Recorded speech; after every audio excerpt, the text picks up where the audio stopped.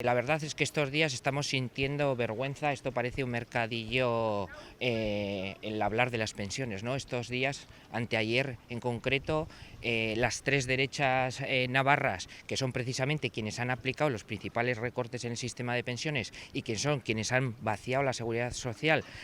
aplicando populismo fiscal con ella, plantean una serie de propuestas absolutamente que jamás y nunca han tenido ningún interés en aplicar cuando han estado en el gobierno, ¿no? A diferencia de eso, hay un elemento que tiene que ver con las pensiones muy importante que sí hemos aprobado en Navarra, que es el complemento